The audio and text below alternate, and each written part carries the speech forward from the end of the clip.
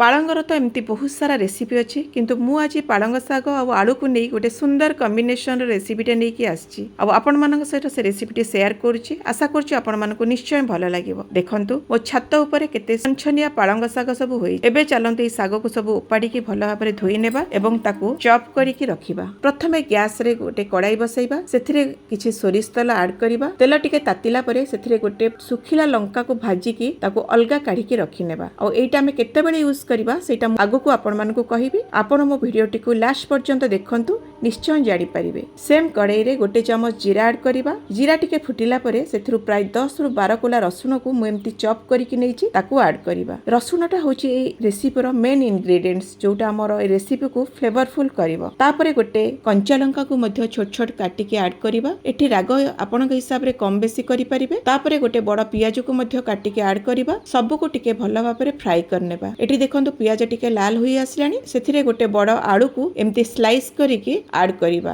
ताकू टिके ब्राउन होबा पर्यंत भाजी नेबा। आलू टिके भाजी होई गेला परे सेथिरे गोटे मीडियम साइज रो टमाटो को मध्य काटिकी ऐड करिबा। तापरे सेथिरे स्वाद अनुसार लूण हळदी लंका गुंड देई सब को भल भाबरे गोलाई नेबा एवं कड़ाई को टिके कवर करिकी 5 मिनिट लागि सब को सिजिबा को छाडी देबा। एबे देखंतु 5 मिनिट होई गेलानी आमे कवर काढिकी टिके चेक करनेबा देखंतु सब भल भाबरे सिजी गलानी। ए स्टेज रे पूर्वरु आमे चॉप करी रखिथिबा पालंग साग को मध्य ऐड करि नेबा। आ एठी ध्यान रखिबे साग ऐड कर साला परे कड़ाई को कदापि कवर करिवेनी नचेत साग कळा पड़ी जिवो और लुक वाइज भल देखा जिवोनी। एबे साग को भल भाबरे आमे आलू टमाटो सहित गोलाई नेबा। तापरे देखंतु सागरु केते सारा पानी बाहरलानी। वर्तमान सब साग को आमे कड़ाई रो चारियाड को दे दबा और मझीटा को आमे खालुआ करनबा सो दैट सागरे जेते पानी अछि से मझी के पळे आसीबो एवं सागरु पानी शीघ्र सुखी जिवो। देखंतु प्राय पानी सुखी आसिलानी एवं केते सुंदर फ्लेवर मध्य बाहरलानी। एही स्टेज रे आमे बहुत सारा कट्टा धनिया पत्र देई सब को अगेन भल भाबरे गोलाई नेबा। आ गोटे सर्विंग प्लेट आनी साग को सर्व करिबा। एठी मु आगुरु जो सुखिला लंका को काढिकी रखितिली ताकू मध्य हाथ रे क्रश करिकी ताकू देई दबा। बहुत सारा कट्टा धनिया पत्र देई गार्निशिंग करनबा सो दैट हम साग भजा रे गोटे सुंदर फ्लेवर आनिबा सहित लुक वाइज मध्य भल देखा जिवो। एबे हमर प्रस्तुत होई गेला गरमा गरम पालंग साग और आलू रो भजा। रेसिपीटी आपण मानको केमिति लागिला निश्चय कमेंट माध्यम रे जणाइबे। जदि भल लागिला मु पुणी आसीबी आपण मानक सहित क नुवा रेसिपी नै। रहूची नमस्कार।